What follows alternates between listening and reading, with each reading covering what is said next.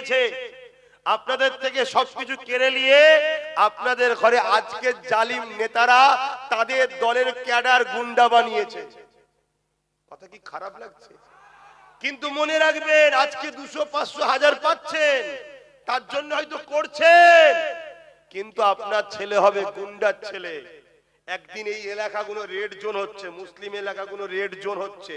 গুগলে গিয়ে সার্চ করে দেখবেন, মুসলিম এলাকায় ক্রাইম বেশি, মুসলিম এলাকায় নেশা বেশি, মুসলিম এলাকায় অত্যাচার বেশি। সব গুগলে সব ডাউনলোড হচ্ছে। কারা করছে? যারা আপনাদের ঘরে গরিব বানায়, গুন্ডা বানায়, নেশাখোর বানায়, তারাই ডাউনলোড করছে। করে এটা পৃথিবীকে দেখানো হচ্ছে। একদিন জাতীয় সংঘ তার কাছে খবর যাবে, কাল যখন আপনাদের ঘরে স্প্রে করবে, কে 47 দিয়ে মারবে বা বিভিন্ন জায়গায় আপনাদেরকে শেষ করবে, তখন জাতীয় সংঘের কাছে এরা বলবে, দেখুন রিপোর্ট, ওরা সমাজ বিরোধী, ওরা ভালো লোক নয়, এজন্য মেরে দেওয়া হচ্ছে। তখন আপনাদের পাশে পৃথিবীর আর কেউ দাঁড়াবে না। যে কোনো জিনিস একদিনে হয় না, এই প্ল্যান অনেক দিন থেকে চলছে। তাই আব্বাস সিদ্দিক আপনাদের একটু বুঝাতে চাইছে, কারো হয়ে মারপিট করো না, কারো হয়ে খুন করো না, কারো হয়ে দলবাজি করো না। সামান্য পয়সার জন্য তুমি তোমার বাচ্চার শুধু ভবিষ্যৎ করছো না, তোমার দিনের গায়েও দাগ লাগাচ্ছ। এই যে আজকে বলে গেল তোমাদের 24 পরগনার ভাটপাড়ার মাতালটা জালিম, কি বললো? ইসলাম নাকি রেপ করা পাপ নয় বলছে। কি করে বলছে কথাটা? এসব পরিকল্পনা তৈরি হচ্ছে তোমাদেরকে মিটিয়ে দিবার, নির্মূল করে দেবে। তোমরা ভাবছো আমরা ছেড়ে দেবো নাকি? কি করতে পারবে বলো তো? কি করবে তোমরা? কে আছে তোমাদের পাশে বলো? আমি দুনিয়াবি খেয়ালে বলছি, আল্লাহ তো রসুল রয়েছে আলহামদুলিল্লাহ, কিন্তু আমরা কি আল্লাহ ও রসুলের হতে পেরেছি? আল্লাহ রসুল মদ বন্ধ করেছে, আল্লাহ রসুল রেপ বন্ধ করেছে, আল্লাহ রসুল খুন বন্ধ করেছে, আল্লাহ রসুল জুলুম বন্ধ করেছে। আমরাই তো মদকে প্রতিষ্ঠিত করছি, আমরাই তো খুন জুলুম অত্যাচারকে সমাজে প্রতিষ্ঠিত আমরাই তো করছি। তাহলে আমাদের সাথ দেবে কেন? বল, ভুল বুঝিনি আমার সোনার ভাইরা।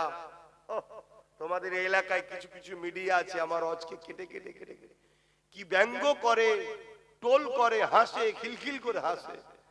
আমি আল্লাহ আছে, তুই হাসতে হাসতেই যাবি বাবা, আল্লাহ তোকে হাসতে হাসতেই নিয়ে যা।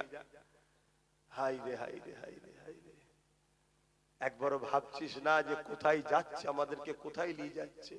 যদি আমাদের দরদি হয় তাহলে আমাদের ছেলেদেরকে খাতা পেন দিয়ে শিক্ষিত করত, আমাদের ছেলেদেরকে চাকরি দিত। প্রত্যেকটা সরকারি দপ্তরে দেখুন তো আমাদের কেউ আছে? এই কথা বলে সব জায়গায় দেখুন, ইন্টেলিজেন্ট ডিপার্টমেন্ট সব দখল করে বসে আছে, আমাদের কেউ নেই। আমরা কি করব? আপনারা হয়তো কেউ ভাবছেন আমাদের জন্য দাদা দিদি আছে। হ্যাঁ, বলেছিল তো এসআইআর হতে দেবো না আমি বেঁচে থাকতে। এসআইআর হচ্ছে তো? উনি বেঁচে আছে না মরে গেছে? ওনার মুখে এখন কোনো কথা আছে যে চিন্তা করোনি এসআইআর হবে না? এখন কি বলছে? এখন বলছে সবার ফর্ম ফিল আপ না হলে আমি করব না। তার মানে আগে সবাই কর, আবার ক্যাম্প তৈরি করে করে এসআইআর করাচ্ছে। তাহলে কথা কিছু বুঝে আসছে মাথায়? কেউ আমাদের নাই, কেউ আমাদের নাই। যেন এসআইআর কথাটা এসে গেল, আমি আপনাদেরকে দুটোই কথা বিষয় বলে দিই। আমারও জানা ছিল না, অ্যাকচুয়ালি এই প্রথম এসআইআর হচ্ছে, এর আগে কখনো এসআইআর হয়নি। এই যে 8 বা 9 এর আগে হয়েছে, ওটা এসআইআর নয়, আইআর হয়েছে। এসআইআরটাই প্রথম হচ্ছে। আর এসআইআরটা কত ভয়ঙ্কর এটা আরো বুঝলাম বিহারে ভোটের পরে। কথা বুঝে আসছে? পুরো ঘোটালা হয়েছে, পুরো ঘোটালা। খারাপ লিখছেন না তো কথা বলছি বলে? কিন্তু আপনার উপায় কি আছে বলুন? ফর্ম ফিল আপ না করলেও তো উপায় নেই বলুন। এমনও তো হতে পারে যারা ফর্ম ফিল আপ করবে না 10 বছর পর তারা ফেসে যাবে। একটা কিছু আইন হবে যে ওই দিনে যারা ফর্ম ফিল আপ করেছিল তারাই থাকবে, বাকিরা থাকবে না। আবার কি করবেন তাহলে? তাহলে ফর্ম ফিল আপ করতেই হবে না চা, আর না করে উপায়ও নেই। আর করে যে আবার কি হচ্ছে আল্লাহই জানে। এখন তো প্লেন জিনিস নিয়ে চলে এসছে, একদম সিম্পল জিনিস। দেখুন এটা আমার ফিল আপ করে পকেটে করলে ঘুরছি, জমা এখন দিইনি, আমি হালচাল আরো দেখছি। কেন যে কোনো কাজে তাড়াহুড়ো করতে নেই। তাড়াহুড়ো কাজ রহমানি নয়, তাড়াহুড়ো কাজ শয়তানি। স্লো পথে চলতে হয়। টাইম তো দিয়েছে অনেক, কথা বুঝে আসছে না? নাই, কিন্তু আমি ফিল আপ করে নিয়ে পকেটে করলে ঘুরছি যে আল্লাহ কি হবে। হ্যাঁ, তবে এতটুকু বলবো, ওই লোকগুলো ভালো নয় যারা টেনশনের চোটে মরে যাচ্ছে। এত টেনশন কিসের? হ্যাঁ, এত টেনশন কিসের? কে মায়ের বেটা আছে আপনাকে ভারত থেকে বাদ দেবে? আরে কত প্রধানমন্ত্রী এসেছে মরে চলে গেছে, কত স্বরাষ্ট্রমন্ত্রী এসেছে সব শেষ হয়ে গেছে, কি বলে পদ থেকে চলে গেছে, ঠিক না বেটি? তুমি আমি জনগণ ছিলাম, আছো, থাকবো। এ দেশকে স্বাধীন আমরা করেছি। তুমি ওখানে বসে বসে কালকাটি মেয়ে দিয়ে থাকবো, যাবে, হয়ে গেল নাকি? আবার এই আমার বাংলায় পূর্ব মেদিনীপুরে ওই কমনাল, আগে ইফতার খেতে এখন আর খাই না, দিন রাত ধরে বলছে 1.5 কোটি রোহিঙ্গা পাঠিয়ে দেবো, অমুক পাঠিয়ে দেবো। এটা বলানো হচ্ছে। কে বলাচ্ছে? যাকে ও রোহিঙ্গার ফুপু বলে। রোহিঙ্গাদের ফুপু কাকে বলে? সে বলছে বল, আরো বেশি করে বল, আমার পুলিশ তোকে পাহারা দেবে, 100 জায়গায় 200 পুলিশ দেবো, কেউ তোকে কিছু করতে পারবে না, তুই যত ভয় দেখাবি মুসলমান তত আমার কোলে আসবে। এসব চলছে সেটিং। আমি যেটা বলতে চাইছি, আপনারা একটু চোখ কান খুলে রাখবেন, ফর্ম ফিল আপ করবেন, জাননেওয়ালা লোক দিয়ে করবেন। এখন তো দেখছি শুক্রবারে আবার আমার বাড়িতে গিয়ে দরবারে গিয়ে ফর্ম ফিল আপ করছে, বলছে আমাদের করে দেন। অন্য অন্য দিন অফিসে চলে এসছে, এই জন্য আমার অফিসের সামনে আমি ক্যাম্প করে দিয়েছি। কথা বুঝে আসছে যে প্রতি শুক্রবার দিন চলবে, যারা আসবে করে দেওয়া হবে। কেন অনেক লোক একটু হলেও তো টেনশন হয় যে কি হচ্ছে না হচ্ছে, ভুল যদি হয়ে যায় বিপদ হয়ে যাবে। আরে কিচ্ছু বিপদ হবে না, কথা বুঝে আসছে? অত ঘাবড়াবার কিছু নেই। ঘাবড়ে গিয়ে যদি মরেই গেলাম, তাহলে সে ঘাবড়ানোর থেকে নাম যদি বাদও যায়, লড়াই করে কিছুদিন তো বেঁচে থাকা যাবে। অত ঘাবড়াচ্ছেন কেন? আমাকে ভুল বুঝছেন না তো? আমি চাই আপনার মূল্যবান জিন্দেগিটা কোন জালিমদের টেনশনে যেন মরে না যায়। এটা তো টেনশন দিচ্ছে মানুষকে পেরেশান করার জন্য। আমি আপনি কাগজ খুঁজতে পেরেশান, কিন্তু ওয়াকাফের কথা মনে আছে কারো? এই দেখেন ভুলিয়ে দিয়েছি। এই তো প্ল্যান, একটার পর একটা চাপাচ্ছে, আগেরটা ভুলে যাচ্ছে। তিলক তোমাকে রেপ করলো, তারপরে আবার একটা হলো, তারপরে আবার একটা হলো, তিলক তোমার বোনকে ভুলে গেলাম, তাকে ভুলে গেলাম। এখানে মারলো, আবার একটা হলো, তারপরে তামান্নাকে মারলো, আবার একটা হলো, ভুলে গেলাম। ঠিক তেমনি ওয়াকাফটাকে ভুলাবার জন্য এটা একটা পলিসি হতে পারে না? পারে না? বলুন বলুন। মানুষ তো ওয়াকাফ ভুলেই গেছে, মানুষ শুধু কাগজ নিয়ে ছুটছে, কি হবে কি হবে কি হবে। তারপরে এই যে এসআইআর নিয়ে পেরেশান। আর একটা জিনিস চলছে আমার বাংলায়, এ খবর আছে কারো কাছে? বাংলায় নতুন ওবিসি বেরিয়েছে, নতুন ওবিসি কোটা যে চালু করেছে, একটাও মুসলিম ছেলে আজ চাকরি আর শিক্ষার জন্য সুযোগ পাবে না। রাজ্য সরকার প্ল্যান করে বার করেছে এমন ভাবে। তাহলে বলুন আমাদের বন্ধু কে? কেউ আছে কি?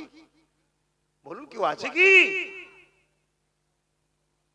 এজন্যই তো আমি আমার কমকে বলতাম যে দেখুন এদের ঘরে নিয়েই চলতে হবে, কিন্তু ছেড়ে রাখিসনি, বেঁধে বুঁধে রাখ, বেঁধে বুঁধে নিয়ে চল।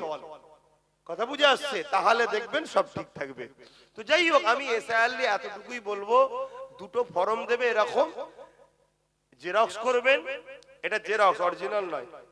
আমি অত কাঁচা কাজ করি নাকি অরিজিনালে ঘুরবো, পট করে হারিয়ে গেলে বিপদ হয়ে যাবে তো। এটা জেরক্স, কথা বুঝলেন? তা যদি কাটাকুটি কিছু হয় জেরক্সের উপরে হোক, কমপ্লিট হয়ে যাবার পর সেই ফাইনালটা তখন ওই অরিজিনালের উপরে করবেন। করার পর দুটো থাকবে, দুটোকে কমপ্লিট করলেন। যে বিএলও আসবে তেনাকে বলবে স্টাম্প মারেন, সই করেন। একটা নিজের হাতে নেবেন, তারপর আর একটা দেবেন। দুটো একসাথে দেবেন না, যে একটা স্টাম্প মারেন আর সই করেন, দেন এটাই এবার স্টাম্প মারেন, সই করেন, আপনাকে আমি দিচ্ছি, একটা ফটো তুলে রাখবেন।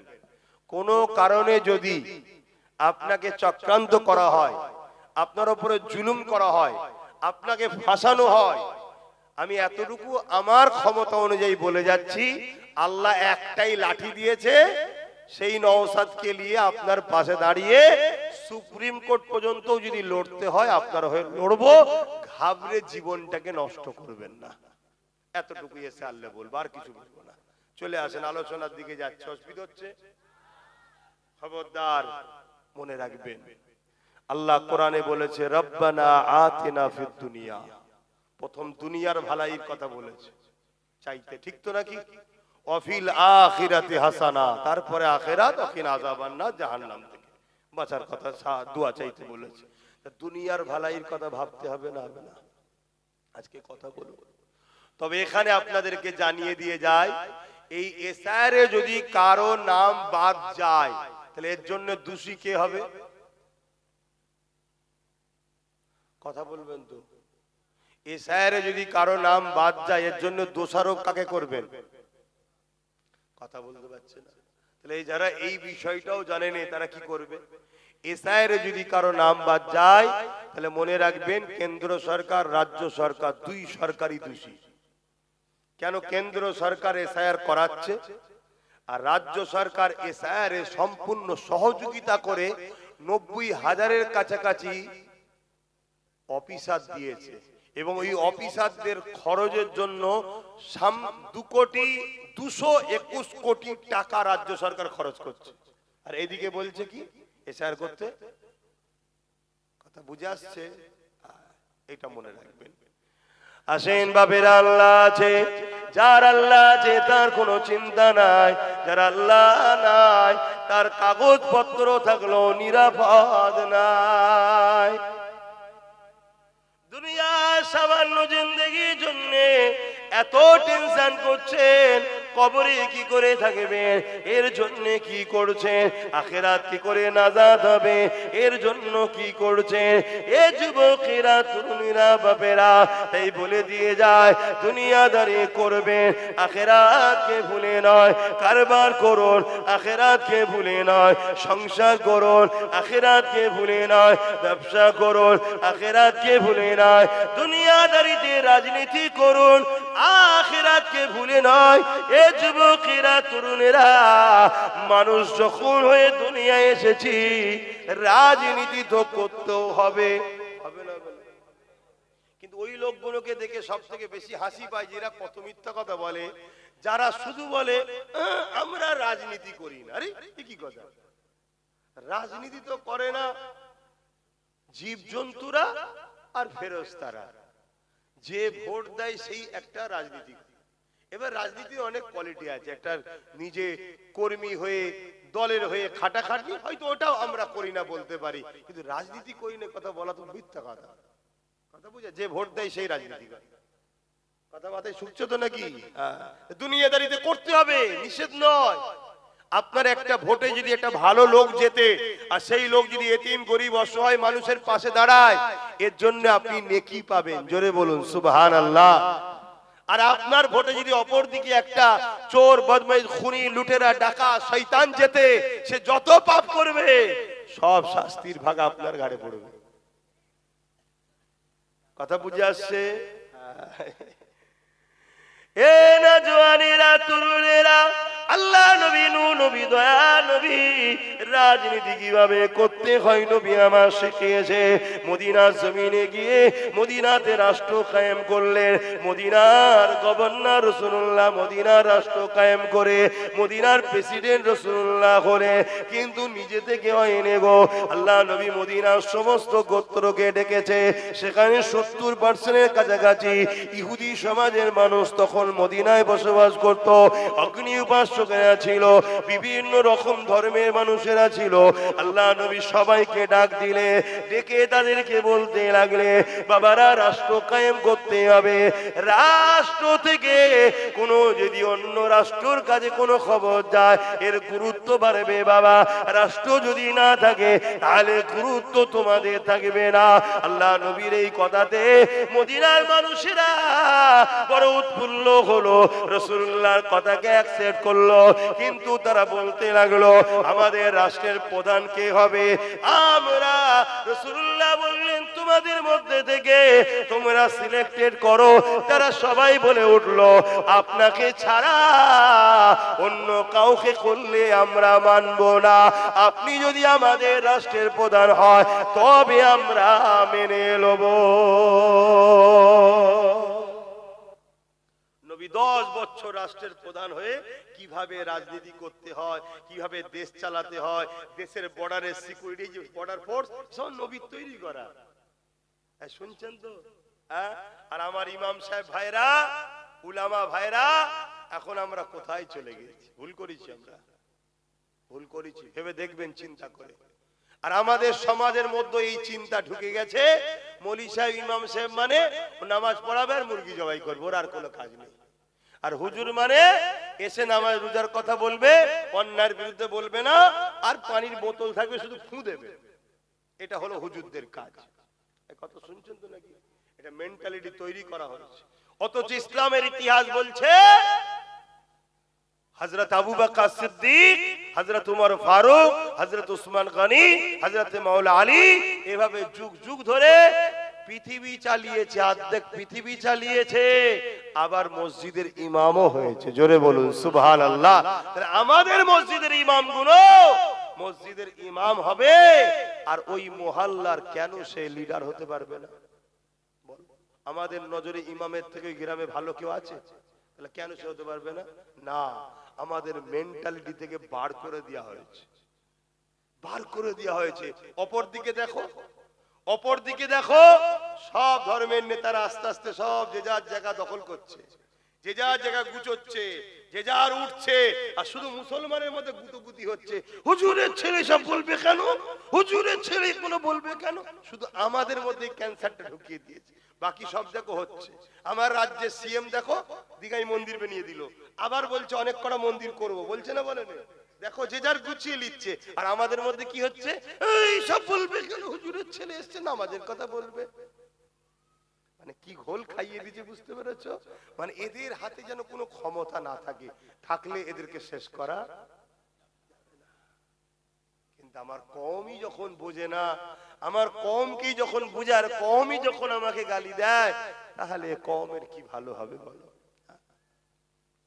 যাক, এরপরও বুঝানোতে দেরি হলো। লক্ষ লক্ষ মানুষ জেগেছে না জাগেনি? আল্লাহকে সাক্ষী রেখে হাত তুলে বলুন, জেগেছে না জাগেনি? হ্যাঁ, জেগেছে। লাখ লাখ ছেলে মেয়েরা জাগছে। বিশেষ করে নতুন প্রজন্ম তো 100-র মধ্যে 95টা জেগে গেছে। দেরি হলো, চালিয়ে যাও। একটা জায়গায় গেছো, বাঁকুড়া মাটি ভর্তি বা পাথর বালি কোনা ভর্তি, ওখানে চাষ করতে গেলে প্রথমবারে চাষ হবে না, আমিও জানি। কেন? চাষযোগ্য জমি নয়। ভালতারে বোঝো, চাষযোগ্য জমি নয়। কিন্তু হাল ছেড়ে দিলে হবে না, চাষ চালাও, ফসল হবে না, চাষ হবে না, দ্বিতীয়বার আবার করো, চাষ হবে না, ফসল হবে না, তৃতীয়বার আবার করো। আস্তে আস্তে আস্তে আস্তে একদিন কিন্তু জমিনটা চাষযোগ্য হয়ে যাবে। সেদিন তোমার বাচ্চা কোনো বুঝা বুঝা গোলা ধান ভর্তি করবে। অতএব আব্বাস সিদ্দিকী সেই চেষ্টাটা করছে। আজ নয় কাল, কাল নয় পরশু, চেষ্টা করে চালিয়ে দিয়েছি। চাষযোগ্য জমি শুরু করেছি, হয়তো ফসল একটা হয়েছে, আল্লাহ চাইলে আগামী দিন আরো হবে। একটা দিন দেখা যাবে তোমার আমার বেটারা গোলা ভর্তি করে কি বলে ফসল কেটে এনে জড়ো করছে। সেদিন বুঝবে যে আব্বাস সিদ্দিকী কি করেছিল। আজ থেকে যদি কেউ 20-30 বছর আগে এই কাজটা করে দিত, বলো বলো, এই পশ্চিম বাংলায় কেউ কখনো আমাদেরকে বাদ দিয়ে সরকারে আসতে পারবে? জোরে বলো। তাহলে কেউ যদি মুখ্যমন্ত্রী হয়, আমাদের থেকে উপমুখ্যমন্ত্রী কেন করবে না? কেউ যদি মুখ্যমন্ত্রী হয়, স্বরাষ্ট্রমন্ত্রী আমাদের করবে না কেন? এক কথা ভুল বলছি নাকি? এই আমার কথা বুঝছেন তো? যদি আজ থেকে 20 বছর আগে কেউ এই চাষ শুরু করতো না, করতে ওদের ঘাড় কে হতো, ওদেরকে ঘাড় কে হতো। সেই লাইনেই কিন্তু আব্বাস সিদ্দিকী তোমাদের নিয়ে যাচ্ছে। ভুল করছি? কিন্তু আমি নয়, আমি আমার এই লাইনেই আছি, বাবারা বাবারাই করবো, চিন্তার কোনো কারণ নেই। কেন আমি এই লাইনে নেমে গেছি ভাই? কিন্তু আমার ভাইটাকে দিয়েছি, তুই যা ওইদিকে থাক, তুই দিক কাজ কর। মুসলিম, হিন্দু, দলিত, আদিবাসী, শিখ, পাঞ্জাবি, খ্রিস্টান, মোতাদ, মতুয়া দেখবি না, গরিবের পাশে দাঁড়াবি। আজকে যদি এই যে চেয়ারে বসে আছে আমার মুরব্বী বাপ বসে আছে, খুব ভালো করে শুনবেন, এই যে চেয়ারে বসে আছে, চেয়ারের কটা পায়া? 4টে। যদি একটা আমাদের হতো, তাহলে মুরব্বী বসে বলতে পারতো দিল্লি চল যা। মনে পড়ছে না? পড়েনি? কেন্দ্র সরকার আমাদের বন্ধু না দুশ্মন? জোরে বলেন, জোরে বলেন, জোরে বলেন। কেন দুশ্মন? আমরা সব চিনি। সে ওয়াকাফ কালা কানুন করেছে। একটু ওয়াকাফলে বলবো, ওয়াকাফ কালা কানুন করেছে। আজকে আমার অনেক ভাইরা মনে করছে আমাদের তো মাদ্রাসা রিসেন্ট, আরে প্রথম পুরাতন ভাঙবে তারপরে তোকে ধরবে, এটা তো নিয়ম। মীর জাফর প্রথমে সিরাজউদ্দৌলাকে মীর জাফরকে দিয়ে ব্রিটিশরা মারালো। মীর জাফরকে দিয়ে সিরাজউদ্দৌলাকে মারালো। কেন? সিরাজউদ্দৌলাকে মারার ক্ষমতা ব্রিটিশদের ছিল না। যখন ব্রিটিশরা দেখলো মীর জাফর সিরাজউদ্দৌলাকে মেরে দিয়েছে, তখন ব্রিটিশরা বলছে তুই যদি তোর জাত ভাইকে মারতে পারিস আমাদের কি করবি খুব ভালোভাবেই জানি। কামানের সামনে দাঁড়া, উড়িয়ে দিল। আজকে যেসব ভাইরা এই আজকের ব্রিটিশদের দালালদের পক্ষে দাঁড়িয়ে, জালিমদের পক্ষে দাঁড়িয়ে নিজের কওমের নামে মিথ্যা কেস দিচ্ছ, নিজের কওমের ভাইদের ঘর ভাঙছো, নিজের কওমের অধিকার কেড়ে নিচ্ছ, নিজের কওমকে তুমি মিথ্যা মিথ্যা ইলজাম দিচ্ছ, মনে রেখে দিও আগামী দিন তোমাকেও ব্রিটিশরা ওই মীর জাফরের মতো কামানের সামনেই মারবে। কেন? তোমাকে দিয়ে আগে প্রথম আমায় শেষ করছে, আমি শেষ হয়ে যাওয়ার পর তোমার পালা আসছে। আর যতদিন আমি বেঁচে থাকবো ততদিন তোমাকে জালিমরা গুরুত্বও দেবে। আজকে দিচ্ছে না, দেয়নি? শুধুমাত্র নওশাদের জন্যই গুরুত্ব দিচ্ছে। কেন? গুরুত্ব না দিলে যদি পালায় ওর দিকে, কি আব্বা বলছে, দুলা ভাই বলছে, চাচা বলছে, যা বলতে হয় বলছে, এইদিকে আয়, এদিকে আয়, কি লাগবে বল, কি দিতে হবে বল, ওই দিকে যাসনি, বলছো না? বলে আর না থাকলে গুরুত্ব দিত যে এদের যাবার কোনো উপায় নেই, আমি ছাড়া যাবে কোথায়। কথা বুঝে আসছে? এজন্য সর্বসময় নিজেদের হাতে রাখতে হয়। তো যাক, আমি যেটা বলতে চাইছি, কেন্দ্র সরকার আমাদের দুশ্মন, এটা আমরা সবাই জানি। কেউ বাকি আছে নাকি জানতে? কেউ বাকি নেই, সবাই জানি। কেন? ও প্রকাশ্য। কিন্তু ইতিহাস বলছে প্রকাশ্য দুশ্মনরা আমাদের ক্ষতি কোনোদিন করতে পারেনি। আমাদের ক্ষতি করেছে পিছন থেকে যারা আঘাত করে, বন্ধু সেজে দুশ্মন। এবার আমি একটু জানতে চাইছি, আমাদের রাজ্য সরকার আমাদের বন্ধু না দুশ্মন? রাজ্য সরকার আমাদের বন্ধু হয় না? ঈদগাতে যায়, কলকাতার রেড রোডে যাই, দেখেন না? ঘুমটা দিয়ে মসজিদে যাই, দেখেন না? ইফতার খাই, দেখেন না? 10,000 মাদ্রাসা দিয়েছে তো, ফুরফুরাই রেল করে দিয়েছে তো, উন্নয়ন পর্যটক সব হয়ে গেছে তো, ডবল ডবল চাকরি হয়ে গেছে তো, কুকুরের বাচ্চাকে মিড ডে মিল না খাইয়ে মাদ্রাসার বাচ্চাকে তো খাওয়াচ্ছে। এটা বন্ধু না দুশ্মন?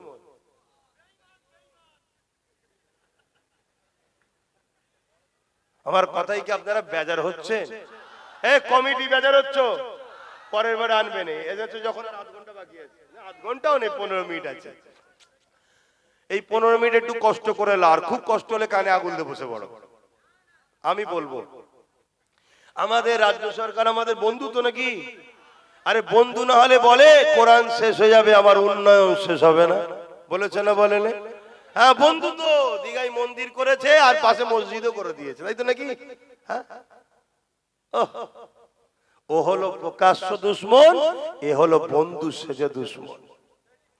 কথা বুঝে আসছে? তার উদাহরণটা দিয়ে যাচ্ছি। ও যখন মসজিদ, মাদ্রাসা, কবরস্থান, ঈদগাহ, খানকা, ওয়াকাফকে মিটাবে বলছে, আমার বাংলায় মসজিদ মাদ্রাসার পক্ষে আন্দোলন হয়েছে না হয়নি? কিন্তু এখন আর আন্দোলন বন্ধ হয়ে গেছে, কিন্তু আমি রোজ চালিয়ে যাচ্ছি, আমি রোজ বলছি।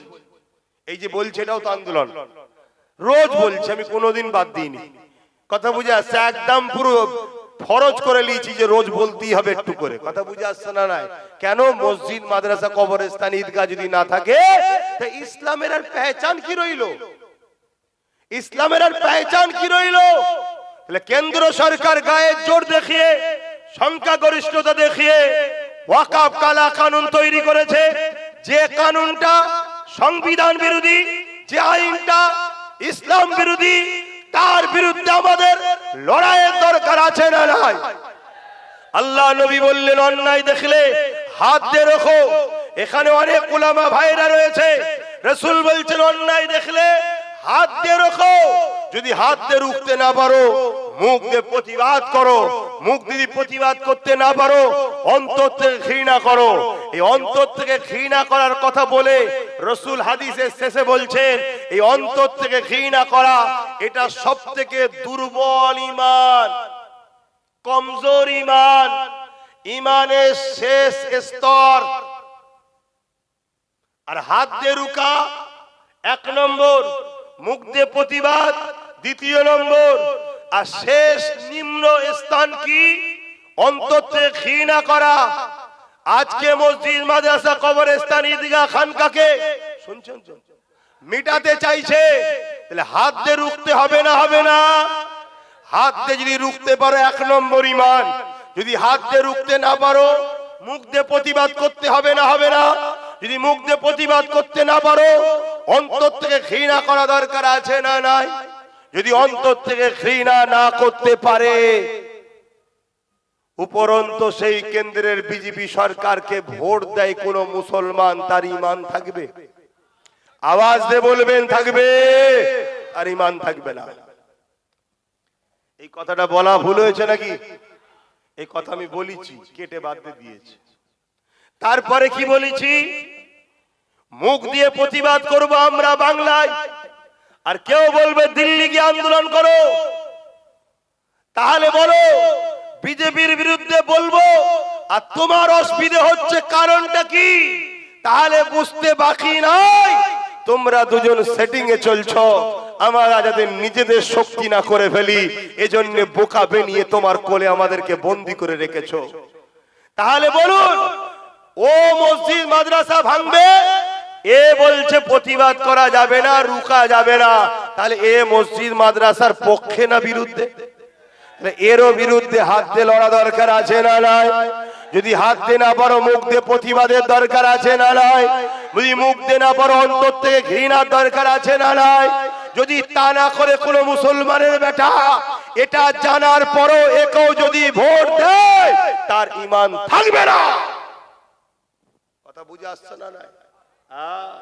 এ কথা বলেছি, আগের অংশটা কেটে দিয়েছে, এই কথাটুকু ছেড়েছে, ছেড়ে বাজারে একটা বিভ্রান্তি তৈরি করছে। শুনছেন না? শোনেন না? কিন্তু তুমি যতই বিভ্রান্তি করো, আবু জেহেল কুয়া খুঁড়েছিল রাসূলুল্লাহর জন্য, কিন্তু কুয়াতে আবু জেহেলই পড়েছিল। তোমরা প্ল্যান করছো নবীর গোলামের বিরুদ্ধে, কুয়াতে তোমরাই পড়বে, রাসূলের গোলাম ইনশাআল্লাহ পড়বে না। কথা বুঝে আসছে তো নাকি? এটাই তোমার ঈমান, এটাই তোমার বিশ্বাস। তো ভাইরা আমার, এরপরে আর কি বলেছি? এরপরে বলেছি কেউ কোরআন শেষ হয়ে যাবে বলে উন্নয়ন শেষ হবে না। আমি জিজ্ঞাসা করতে চাই, কোরআন কি শেষ হয়ে যাবে? জোরে বলুন, শেষ হয়ে যাবে? হাত তুলে সাক্ষী দেন, কে কে বিশ্বাস করেন যে কোরআন শেষ হবার নয়? হাত তুলে সাক্ষী দেন কোরআন শেষ হয়ে যাবে। হাত নামান। তাহলে কোরআনকে যে শেষ হয়ে যাবার চিন্তা রাখে, কোরআনকে শেষ করে দেওয়ার কথা যে বলে, কোরআন শেষ হয়ে যাবার কথা যে ঘোষণা দেয়, তাকে যদি বিরোধী, এটা ঠিক বলেছে না অন্যায় বলেছে? জোরে বলুন। তাহলে এই অন্যায়ের প্রতিবাদ হাত দিয়ে করতে হবে না? হবে না? যদি হাত দিয়ে না করতে পারো রাসূলুল্লাহর হাদিস মুখ দিয়ে প্রতিবাদ করো, মুখে যদি না পারো অন্তর থেকে ঘৃণা করার দরকার আছে না নাই? তা না করে তুমি যদি এরকম জালিমকে ভোট দাও তাহলে তোমার ঈমান, জোরে বলো, এই কথা আব্বাস সিদ্দিকী বলেছে। বলো উলামা ভাইরা, ভুল বলেছি?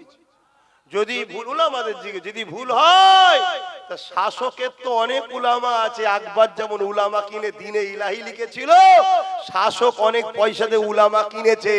তাদের কাজ কি? গ্রামে মসজিদে দাঁড়িয়ে দাঁড়িয়ে শুধু ভয় দেখানো, বিজেপি চলে আসবে, বিজেপি চলে আসবে, বিজেপি চলে আসবে।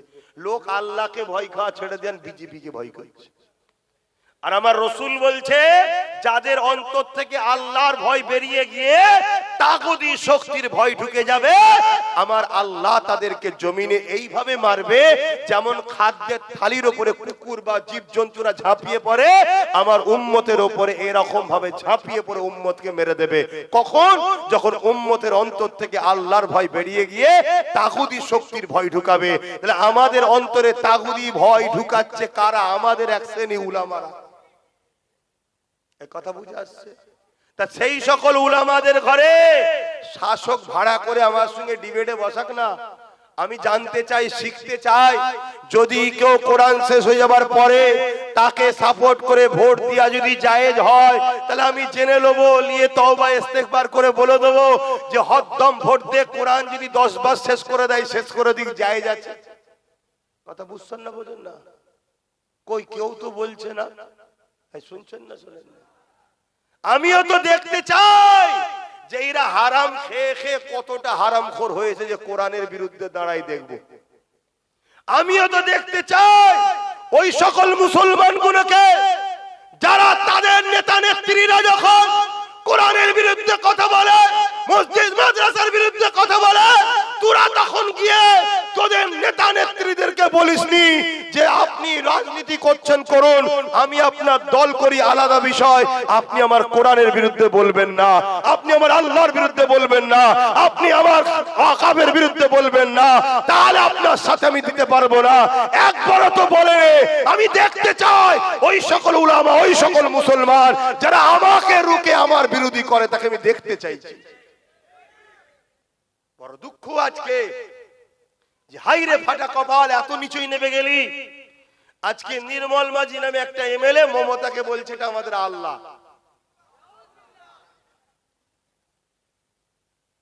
এতে আপনারা খুশি হয়েছেন নাকি?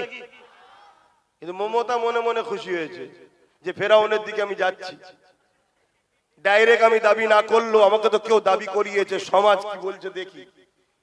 এটাতে এমনও হতে পারে ও শিখানো তুই বলবি, আর না হয় ওর তো বলা দরকার ছিল মমতার কি, এই নির্মল মাঝি তুই সব কথা বলছিস কেন?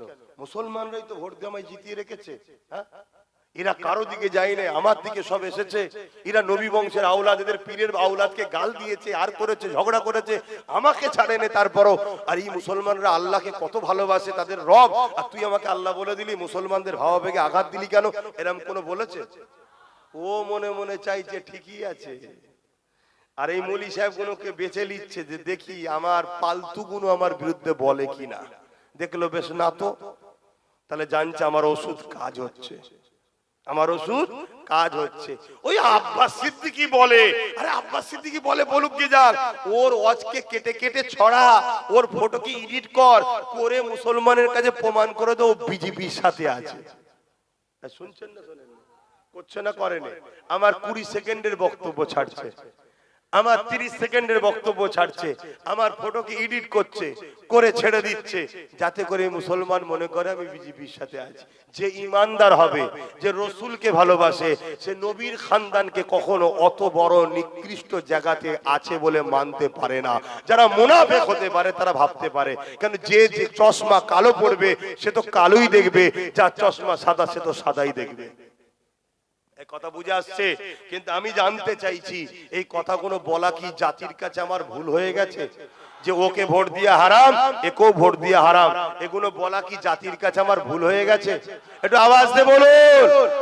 এরপরে আরো একটা কথা বলবো, বলেছি যদি কারো মনে হয় যে ভাইজান সবই ঠিক আছে, বাবাজি ঠিক আছে, আব্বাস সিদ্দিকী ঠিক আছে, কিন্তু কি হবে, বিজেপি চলে আসবে, যদি মনে হয় তোরা সবাই মিলে গিয়ে বল না যে এটা বলেছেন আপনি ক্ষমা চেয়ে এলেন।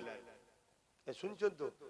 মমতাকে বল ক্ষমা চেয়ে নিতে। আচ্ছা ক্ষমা চেয়ে নিলে আমি আর বলতে পারবো? আমি আর বলবো না, এসে তখন শুধু ওর বিরুদ্ধেই বলবো। এক কথা বুঝছেন না, বোঝেন না? এ যদি ক্ষমা প্রকাশ্য না চায়, এরপরও কোন মুসলমান যদি একে ভোট দেয় সে ঈমান হারা হয়ে যাবে। আচ্ছা আল্লাহ যদি তোমাকে ভূমিকম্প দিয়ে মেরে দেয়, রোগ দিয়ে মেরে দেয়, বিমার দিয়ে মেরে দেয়, তুমি বাঁচবে কি করে? এক কথা বলছো না? তো বাঁচাবার মালিক কে? তাহলে বিজেপিকে ভয় করো কেন? আর এটা তোমার মাথায় নেই? যদি বিজেপিকে রুখতে হয় সব থেকে বেশি রুকা দরকার কাদের? মুসলমানদের। কেন? বিজেপি আমাদের মাদ্রাসা ভাঙছে, মমতার কিছু করেনি। বিজেপি আমাদের মসজিদ ভাঙছে, মমতার কিছু করেনি। বিজেপি আমার কওমের ছেলেদেরকে খুন করে মারছে, মবলিমিক্সের নামে বিভিন্ন জায়গায় পিটিয়ে পিটিয়ে মারছে। অবশ্যই বিজেপি আমার কওমের উপরে জুলুম করছে, আমাদেরকে মিটিয়ে দিতে চাইছে। সত্য না মিথ্যা? তাহলে বিজেপিকে রুকার দরকার তো আমাদের। আমরা রুখতে চাই হ্যাঁ কি না? জোরে বলুন রুখতে চাই হ্যাঁ কি না? হাত তুলে বলুন রুখতে চাই হ্যাঁ কি না? 100 বার বিজেপিকে রুখতে আমরা চাই, রুখতে হবে, রুকা দরকার। কিন্তু দুঃখের সাথে বলতে হয় রুখবো আমরা, তোমায় দায়িত্ব দেবো কেন? আর এরপরও যদি মনে করো যে না আমাকে দে, ঠিক আছে তোমাকে দেবো, কিন্তু তোমাকে একা দেবো কেন? একসাথে করলে হয় না? এই কথা বুঝছেন না? বুঝেন? আসো সবাই মিলে রুখি, এই কথা বুঝছেন তো নাকি? ওই চেয়ারে একটা পা আমার থাক, একসাথে রুকা দরকার আছে না নাই? আরে কথা বলছে না, আমার কথা শুনছেন? তাহলে একসাথে দরকার তো, হ্যাঁ? বলছেন না, বলছে না ঘরে ডাকাত পড়ে যাবে, পাহারা আমি দেবো, এ শুনছেন তো? ঠিক আছে পাহারাদার দিয়েছেন, পাহারা দিবার পরও যদি ঘন ঘন ডাকাত পড়ে, ঘন ঘন ডাকাত পড়ে, তাহলে পাহারাদার উপরে সন্দেহ আছে না নাই? জোরে বলেন।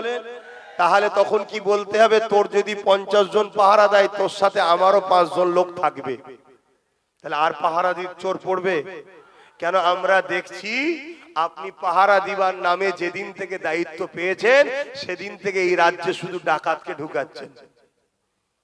কেন? আপনি হলেন চোর, ও হলো ডাকাত, দুজনের সেটিং আছে 30-70-এর। তাহলে এক কাজ করেন, যদি বলেন না তুই ভুল বলছিস, তাহলে একসাথে পাহারা দেওয়া হবে, আমারও কিছু লোক থাকবে পাহারাতে, ঠিক না বেঠিক গো? তার বেলায় রাজি নয় কেন? আমরা যখন ঘুমবো ইনি তখন দোর খুলে দেবে, যা এবার যা, চুরি করলি আয়। এই হচ্ছে সব পলিসি এদের। তো যাক, মসজিদ মাদ্রাসা আগে, মসজিদ মাদ্রাসা বাঁচাবার স্বার্থে আপনাদেরকে আমি গুটিগত কথা বলে গেলাম। কেউ বেজার হলেন? কেউ কষ্ট পেলেন? আচ্ছা, আমার এই কথাই কারা সহমত একটু হাত তুলে দেখান। আমার সাথে একমত তো নাকি? একমত তো নাকি? হাত নামান। আসুন একটু সালাম দেবো, ইয়া নবী সালাম।